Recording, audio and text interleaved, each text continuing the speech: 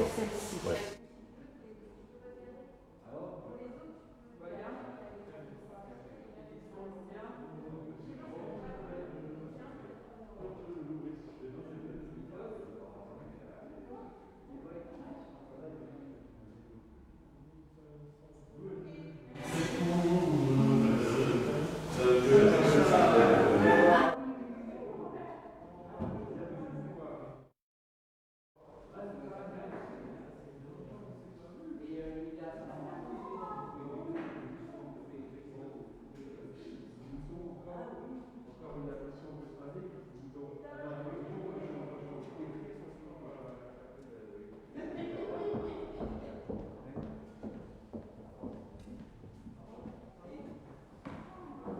Son Ah acte, oui, d'accord.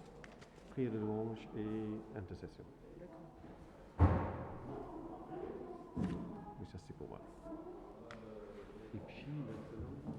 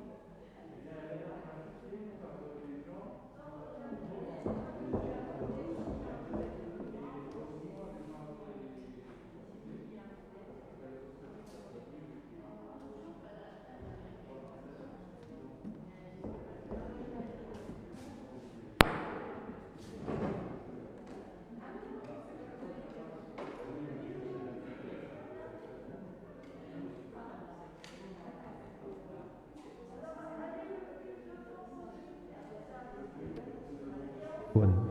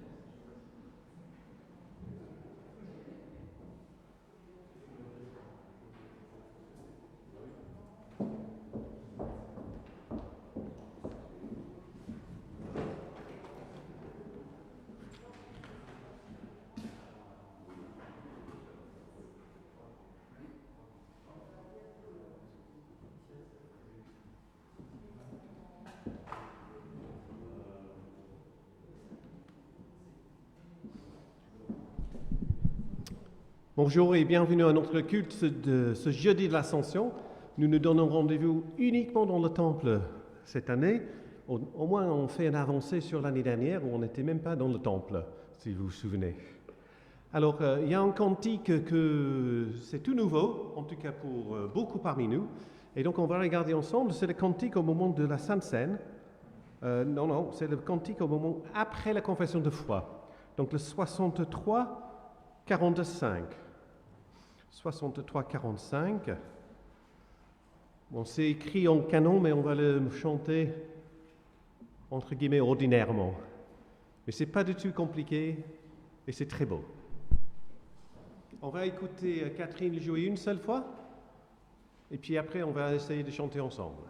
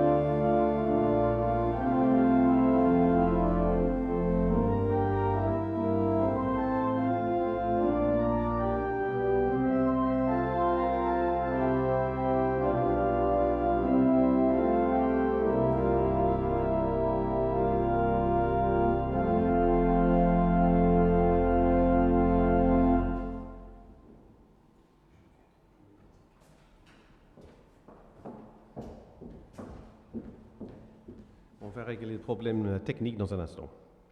Nous nous levons.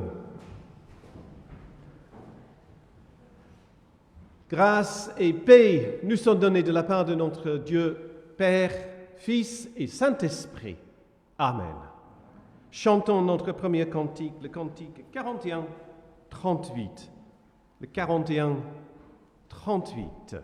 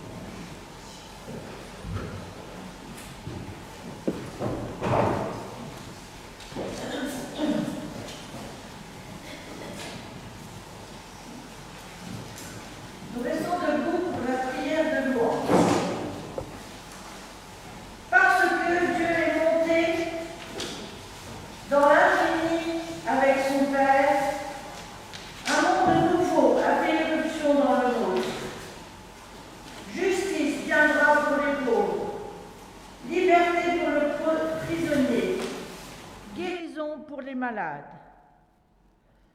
Parce que Jésus est monté dans l'infini auprès de son Père, une nouvelle communauté a été formée. Amour et bienveillance fleuriront. Les abandonnés et les rejetés seront les bienvenus.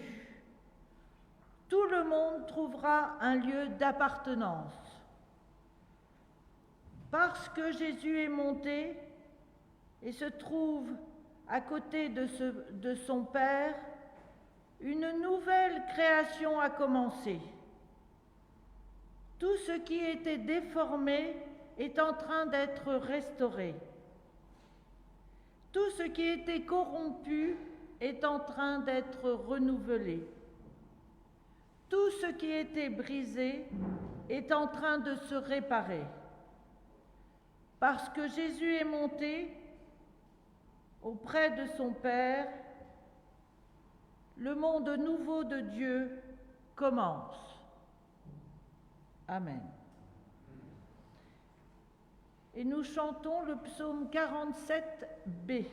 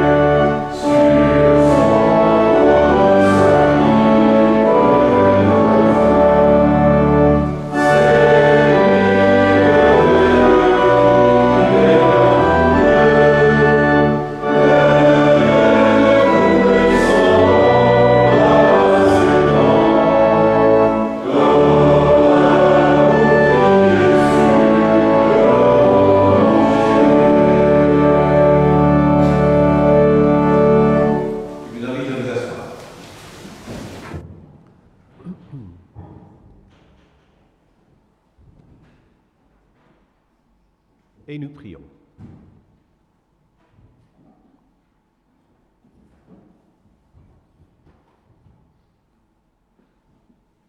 Notre Dieu, tu nous demandes de t'aimer et d'aimer notre prochain comme nous-mêmes. Permets que nous puissions consoler et guérir là où nous avons méprisé et blessé. Veuille réparer toi-même le mal que nous avons causé et dont les conséquences sont hors de notre portée. Accorde-nous la grâce d'une vie renouvelée, afin que ta lumière rayonne à travers nous. Dieu notre Père, écoute et viens nous habiter. Amen.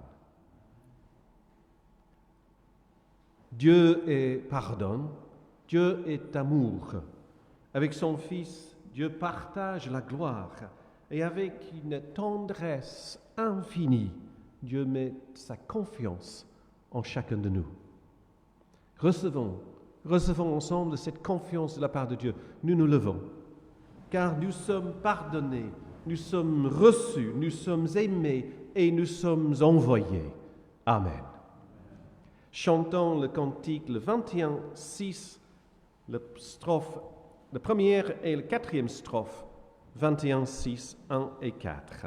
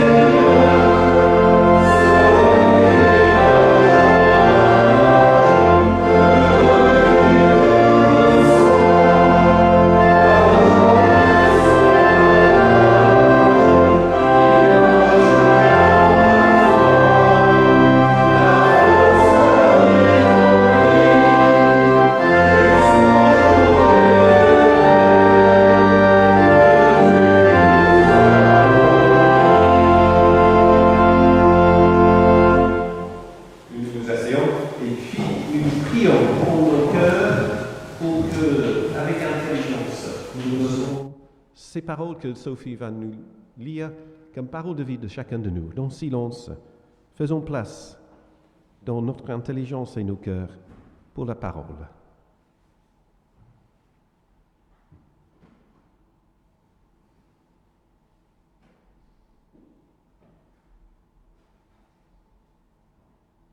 Amen.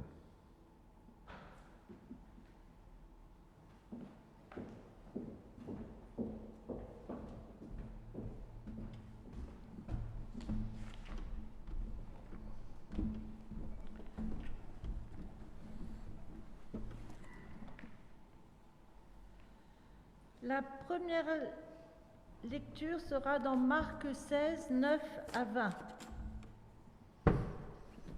Après que Jésus eut passé de la mort à la vie, tôt le dimanche matin, il se montra tout d'abord à Marie de Magdala, de laquelle il avait chassé 7 esprits mauvais. Elle alla le raconter à ceux qui avaient été avec lui. Ils étaient tristes et pleuraient. Mais quand ils entendirent qu'elle disait « Jésus est vivant, je l'ai vu », ils ne le crurent pas. Ensuite, Jésus se montra d'une manière différente à 2 disciples qui étaient en chemin pour aller à la campagne. Ils revinrent et le racontèrent aux autres, qui ne le crurent pas non plus. Enfin, Jésus se montra aux 11 disciples pendant qu'ils mangeaient. Il leur reprocha de manquer de foi et de s'être obstinés à ne pas croire ceux qui l'avaient vu vivant. Puis il leur dit : « Allez, dans le monde entier, annoncez la bonne nouvelle à tous les êtres humains. Celui qui croira et sera baptisé sera sauvé, mais celui qui ne croira pas sera condamné. Et voici à quelques signes on pourra reconnaître ceux qui auront cru. Ils chasseront des esprits mauvais en mon nom, ils parleront des langues nouvelles, s'ils prennent des serpents dans leurs mains ou boivent leur poison, il ne leur arrivera aucun mal. Ils poseront les mains sur les malades et ceux-ci seront guéris. » Après leur avoir ainsi parlé, le Seigneur Jésus fut enlevé au ciel et s'assit à la droite de Dieu. Les disciples partirent pour annoncer partout la bonne nouvelle. Le Seigneur les aidait dans ce travail et confirmer la vérité de leur prédication par les signes miraculeux qui l'accompagnaient. Et dans les Actes des Apôtres, chapitre 1, versets 1 à 11. Cher Théophile, dans mon premier livre, j'ai raconté tout ce que Jésus a fait et enseigné dès le début, jusqu'au jour où il fut enlevé au ciel. Avant d'y monter, il donna ses instructions par la puissance du Saint-Esprit à ceux qu'il avait choisis comme apôtres. En effet, après sa mort, c'est à eux qu'il se montra en leur prouvant de bien des manières qu'il était vivant. Pendant 40 jours, il leur apparut et leur parla du royaume de Dieu. Un jour qu'il prenait un repas avec eux, il leur donna cet ordre. Ne vous éloignez pas de Jérusalem, mais attendez ce que le Père a promis, le don que je vous avais annoncé. Car Jean a baptisé par l'eau, mais moi, dans peu de jours, je vous baptiserai avec le Saint-Esprit. Ceux qui étaient réunis auprès de Jésus lui demandèrent alors, « Seigneur, est-ce en ce temps-ci que tu rétabliras le royaume d'Israël ?» Jésus leur répondit, « Il ne vous appartient pas de savoir quand viendront les temps et les moments, car le Père les a fixés de sa seule autorité. Mais vous recevrez une force quand le Saint-Esprit descendra sur vous. Vous serez alors mes témoins à Jérusalem, dans toute la Judée et la Samarie, et jusqu'au bout du monde. » Après ces mots, Jésus s'éleva vers le ciel pendant que tous le regardaient, puis un nuage le cacha à leurs yeux. Ils avaient encore les regards fixés vers le ciel où Jésus s'élevait, quand deux hommes habillés en blanc se trouvèrent tout à coup près d'eux et leur dirent, « Hommes de Galilée, pourquoi restez-vous là à regarder le ciel ? Ce Jésus, qui vous a été enlevé pour aller au ciel, reviendra de la même manière que vous l'avez vu y partir. »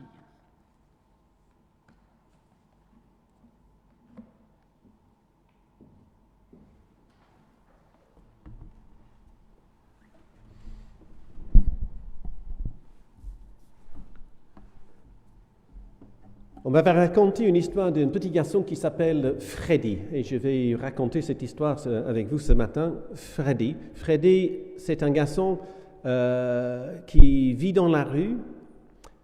Ses parents sont SDF, ils n'ont pas de lieu d'hébergement. Et puis, un jour, avec un autre groupe de garçons et de filles, il y a un lieu près de l'océan qui recueille les enfants pour passer les vacances avec eux, ces enfants qui sont dans la rue. Donc, Freddy était parti là-bas avec ce groupe d'une dizaine d'enfants.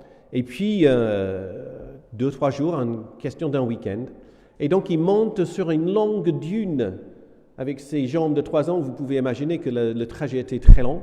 Et puis, il arrive avec les autres enfants sur le haut de la dune. Et tout le monde était bouche bée. Ils n'ont jamais vu autant d'eau de leur vie. Et ils descendent en courant pour accoucher dans les vagues, etc., et jouer dans l'eau. Et puis, la monitrice les appelle pour le pique-nique. Et donc, ils remontent pour faire le pique-nique dans le parc. Et pendant le pique-nique, tout le monde était d'accord. Il faut qu'on retourne.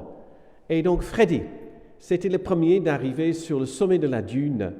Il s'arrête et il dit, « Il est encore là. Il est encore là. » Il a eu tellement de déceptions, et de promesses brisées et de choses dans sa vie dont il ne tenait plus à voir quelque chose qui continuait. Nous, on est plus sages, on est plus âgés. Nous savons très bien que même quand on ne regarde pas la mer est toujours là. Mais pour Freddy, c'était une découverte. Et j'imagine que pour nous, il y a d'autres moments où nous doutons de la continuité des choses. En ce moment, on a l'impression parfois de monter sur la dune, un pas en avant et ça glisse un demi-pas en arrière dans le sable. Est-ce qu'on va arriver? Est-ce qu'on va arriver pour voir que cette vie, elle est toujours là? J'imagine aussi que c'était l'expérience de ses disciples autour de Jésus. L'idée que tout d'un coup, ces hommes et ces femmes seraient seuls, sans le maître. Parce que jusque-là, c'était un programme intense d'activité. Être le disciple de Jésus, il fallait le suivre sur les chemins, il fallait s'enchaîner les guérisons à droite à gauche, il faut parler avec des foules, il faut parler intensément, il faut entrer en gloire à Jérusalem. Ils ont passé par toutes les couleurs, l'échec, l'espoir, l'accueil de la foule, le repas en secret, le conflit, l'arrestation, la mort. Et puis, ils se sont rendus compte que le pire des choses n'était pas la mort, mais de devoir croire que la mort n'était pas la fin et que Jésus était encore vivant, comme décrit toutes les hésitations dans le passage qu'on avait entendu de l'évangile de Marc. Même avec Jésus qui rencontre, qui se montre, le doute est là. Comment expliquer, comment comprendre, comment croire qu'il est toujours là? Et là, il prend le temps de les expliquer, d'être avec eux, mais à un moment donné, il va devoir les laisser seuls en promettant le don de l'Esprit Saint. Et encore une fois, on a cette impression qu'on a déjà monté 2, 3, 4 pas sur cette dune et ça reglisse en descendant. Quelle est cette force que Jésus parle? Quelle est cette force? Est-ce que c'est le même esprit qui est descendu sur Jésus au moment de son baptême? Est-ce que c'est le même esprit qui a fait en Jésus le Messie de Dieu? Est-ce que c'est le même esprit qui a animé Jésus pour prêcher et pour guérir? Est-ce que c'est le même esprit? Est-ce que cet esprit peut être le leur dans leur vie? Est-ce que c'est possible? Et cet esprit, c'est un esprit qui vient d'ailleurs. C'est pas comme l'esprit d'équipe. Je ne sais pas pourquoi je te regarde, Thomas, pour ça. Hein?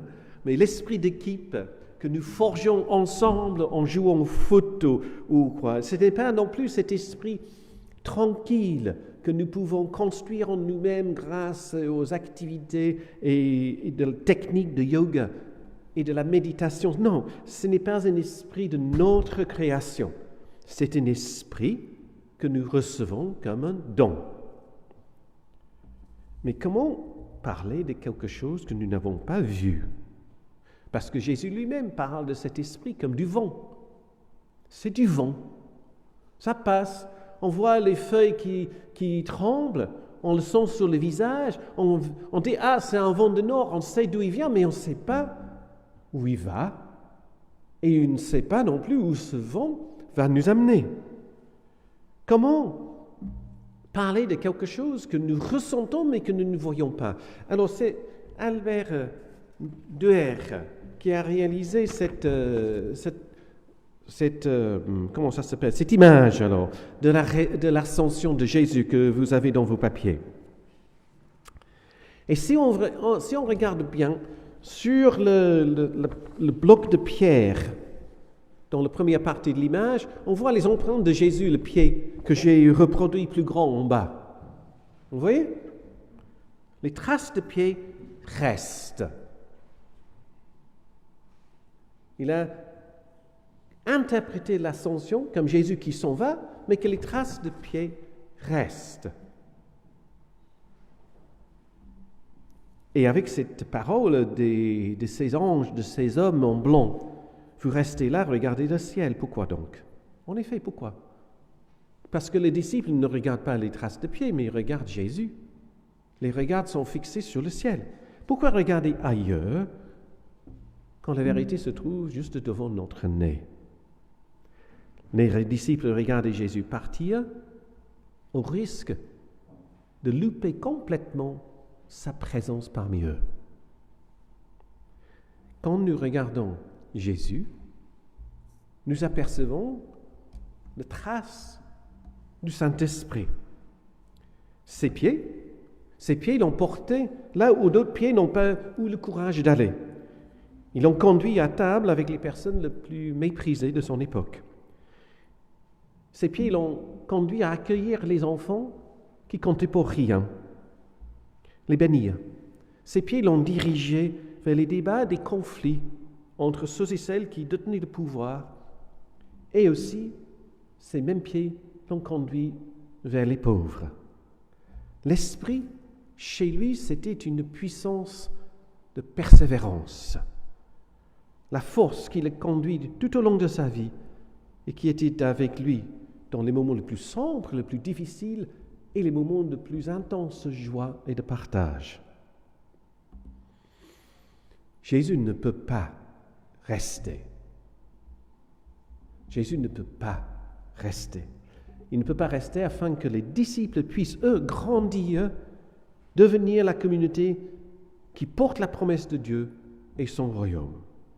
Jésus peut leur donner leur part de cette puissance persévérante, et cette puissance de persévérance, cet esprit, devient la force dans la vie de cette communauté. Chez nous, bons réformés, le Saint-Esprit ne figure pas autant que le Père et le Fils. Dans nos prédications, dans nos débats théologiques, c'est souvent la partie négligée ou oubliée, parce que peut-être nous ne le comprenons pas. Moi en premier, qu'est-ce que c'est cet esprit, comment le décrire? Nous ne savons pas comment parler de lui. Et puis, Elizabeth Johnson, une théologienne, dit que c'est dommage. C'est dommage car ce qui est négligé n'est rien d'autre que le mystère de l'engagement personnel de Dieu dans le monde. L'engagement personnel de Dieu dans le monde, le mystère de Dieu, plus proche de nous que nous sommes de nous-mêmes. C'est cette force qui persévère. L'esprit est bien réel. Il suffit de regarder la vie de Jésus pour apercevoir les traces de son passage. Les feuilles qui dansent et puis restent sur l'arbre cloué sur place. Dieu soufflant dans la poussière inanimée pour créer la vie. Un tombeau vide de cadavres et un homme debout dans le jardin.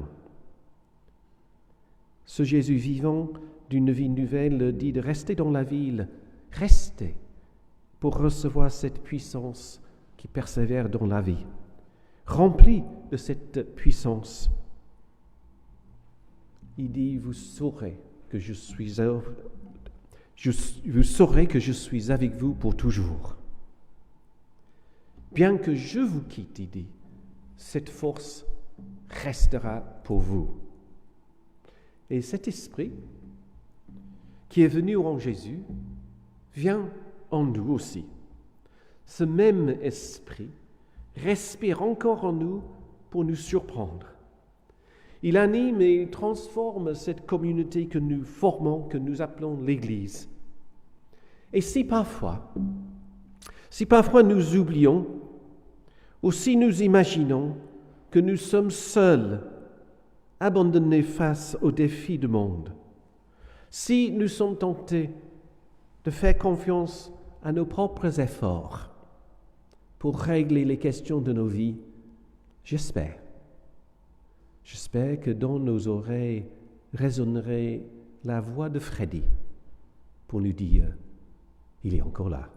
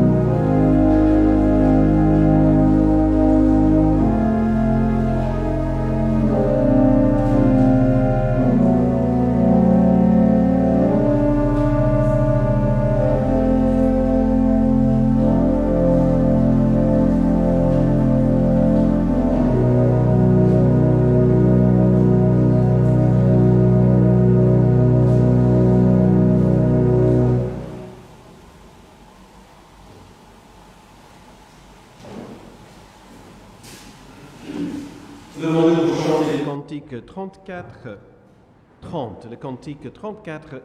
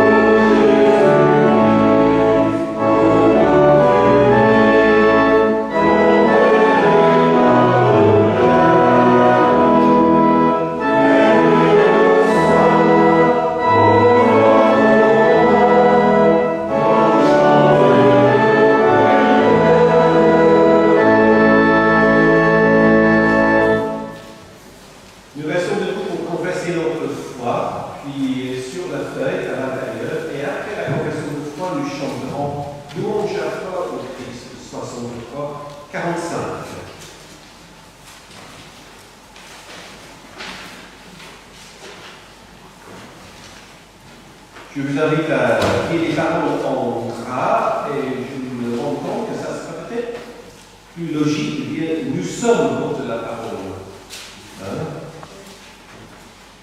Mais voilà, c'est à vous de traduire le texte de l'autre. Nous confessons notre foi. Voix que j'entends, mais il ne voit pas. Écho des témoins, gravés sur parchemin. Nous sommes porteurs de sa parole. Visiteurs inconnus de matin de Nazareth, petite Marie du m'advienne selon ta parole. Vous avez donné visage à sa parole. Déchiffreur inattendu de sens cachés, jusqu'à l'entrée d'Emmaüs, miettes de pain rompues, annonce du festin attendu. Nous voilà, signes et signes de sa parole. Nuée de Béthanie, promesse de l'Esprit. Adieu à la terre, orpheline du mystère. Voici désormais nos voix, écho de sa parole, et nos bains désormais, berceau de sa parole. Amen.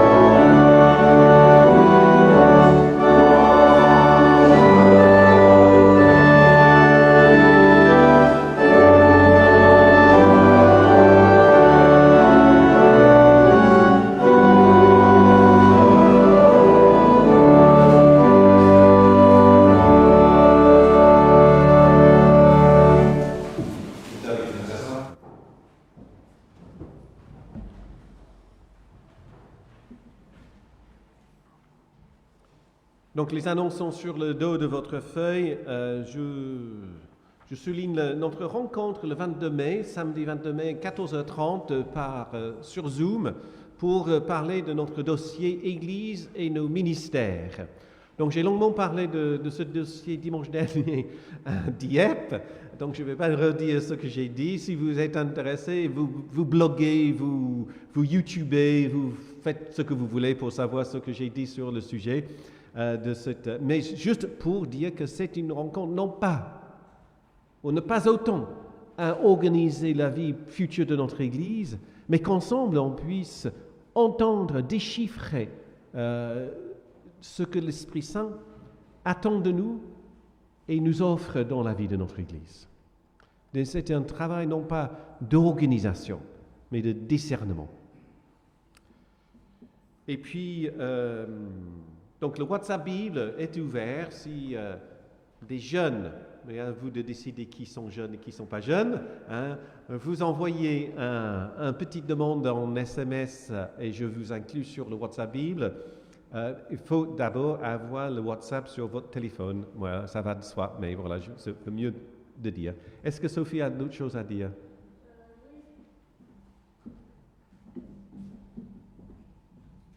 Simplement pour les conseillers presbytéraux qui sont là, ou ceux qui veulent participer au culte de Pentecôte, si vous n'avez pas reçu le lien que Andrew a envoyé pour la réunion Zoom qui se passera samedi 15, c'est-à-dire samedi prochain, à 11h. Donc si vous n'avez pas le lien, c'est qu'il y a un problème.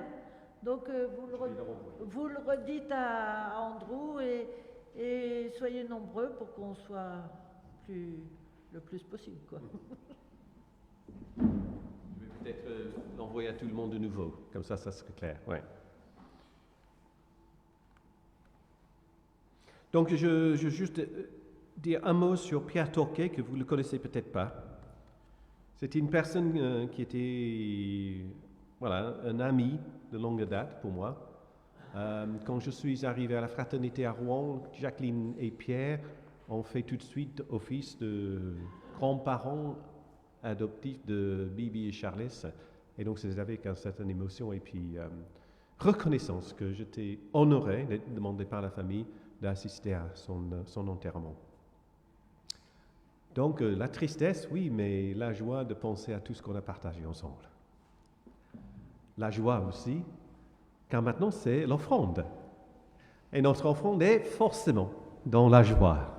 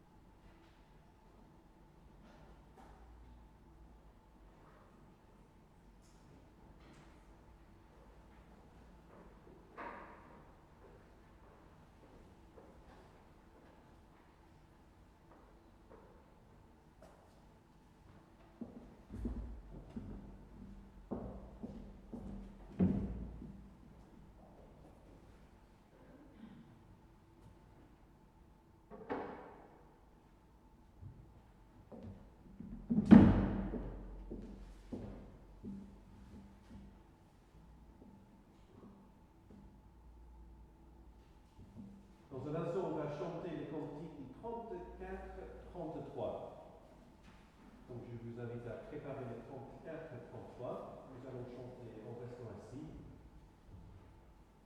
Et vous avez le texte pour participer ensemble dans la communion de Sainte-Seine au milieu de votre feuille de dimanche.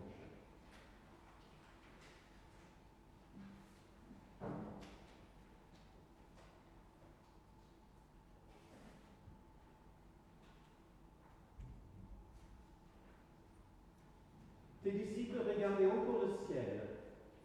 Et jamais ne n'avait été dimanche. Ils pensaient qu'ils étaient laissés seuls. Et jamais ne n'avait été sur eux. Ils se croyaient abandonnés à toi. Et jamais ne n'était de nous. Apprends-nous par ce pain et ce vin, et tu es avec nous. Donne-nous l'accueil de ta présence. Amen.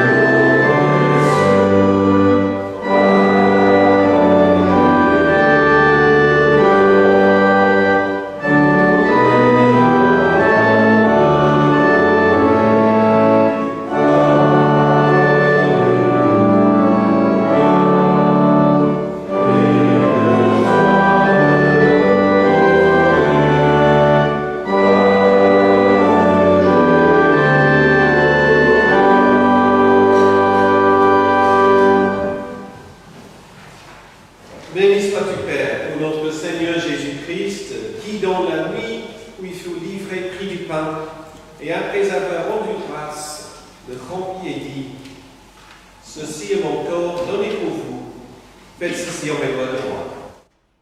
De même, après le repas, il prit la coupe et il dit : Cette coupe est la nouvelle alliance en mon sang. Faites ceci toutes les fois que vous en boirez, en mémoire de moi. Nous prions.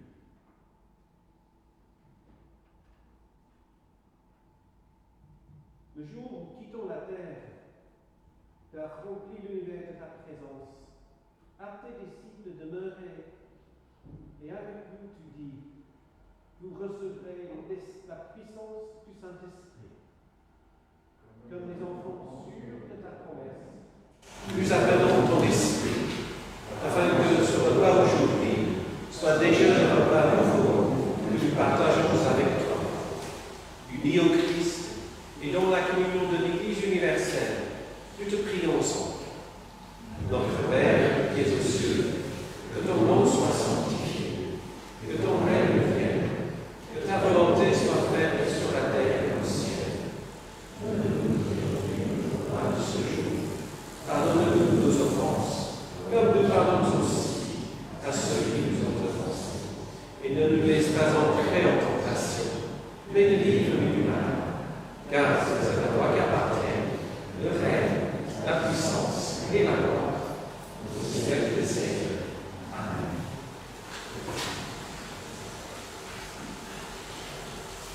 Christine et moi-même, nous allons passer dans les rangs avec le pain et le vin, comme on a pris l'habitude maintenant depuis plusieurs temps. Nous mangeons le pain en étant en le recevant, je n'avais pas le mot, et nous gardons le verre pour boire ensemble. Si tu veux bien, Christine.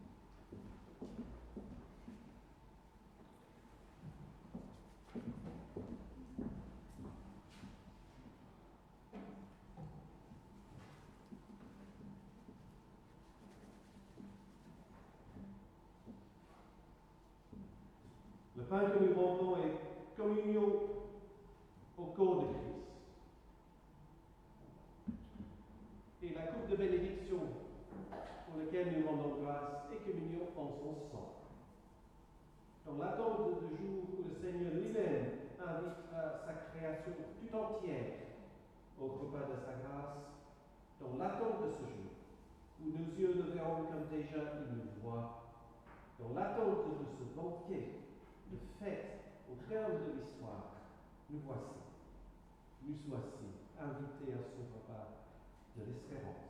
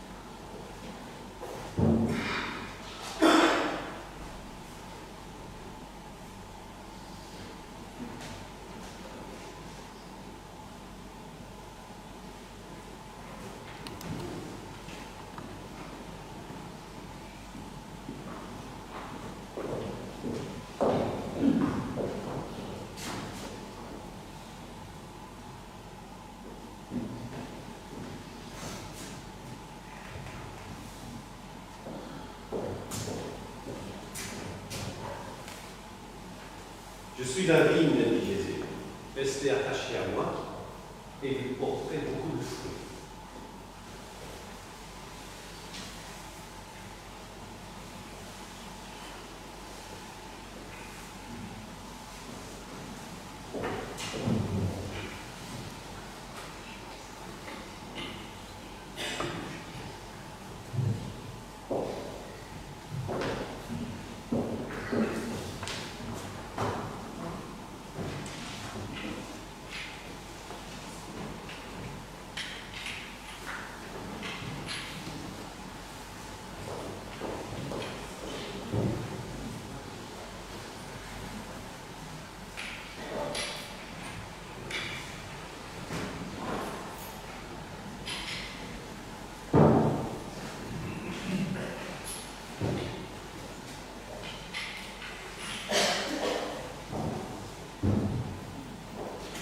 Seigneur, nous n'allons pas rester à regarder le ciel. Comme tu es allé témoigner pour nous auprès du Père, nous serons tes témoins jusqu'aux extrémités de la terre.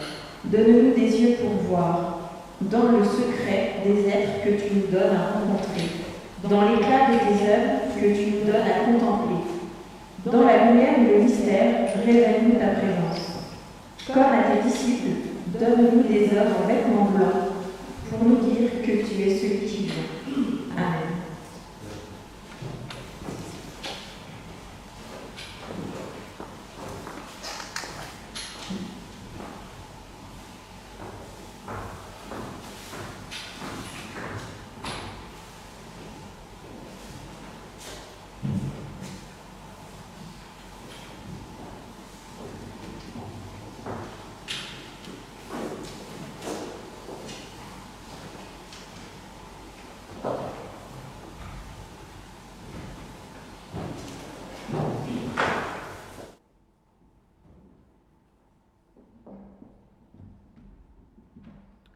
Nous nous asseyons pour prier.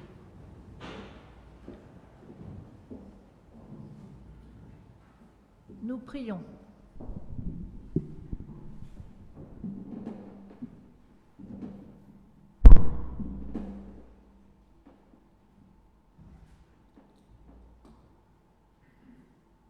Seigneur Christ, tu es monté au ciel et tu sièges à côté de ton Père. Nous te prions pour les contemplatifs, témoins de l'invisible dans un monde anxieux d'efficacité immédiate. Pour les femmes et les hommes d'action dont l'engagement stimule notre responsabilité à l'égard du monde.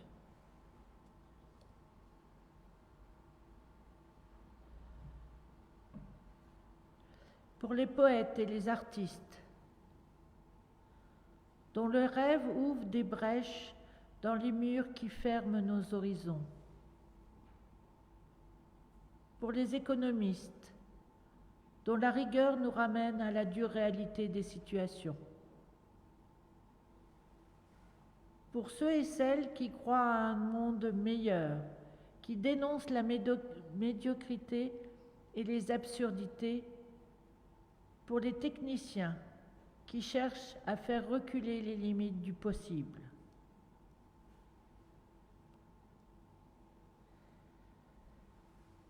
Nous te prions pour celles et ceux que les échecs et les déceptions risquent de mener au désespoir ou au fatalisme. Pour d'autres qui, grisés par le succès, deviennent durs envers les autres.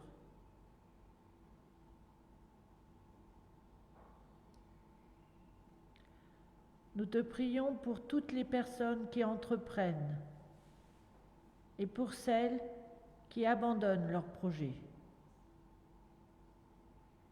Pour les nostalgiques du passé et pour les impatients de l'avenir.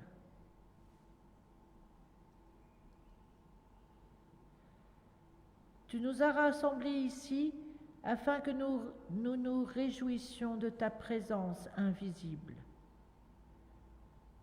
Accorde-nous d'attendre dans la joie ton retour en gloire. Tu vis et tu règnes avec le Père et l'Esprit, un seul Dieu, béni pour les siècles des siècles. Amen.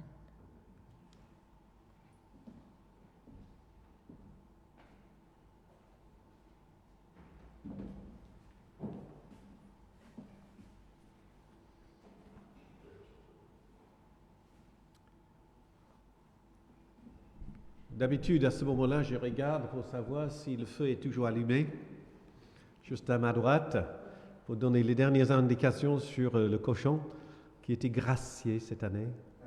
Hein? Et que nous espérons que l'année prochaine, on se donne rendez-vous. Hein? Donc, nous allons chanter notre dernier cantique maintenant, cantique 34-29.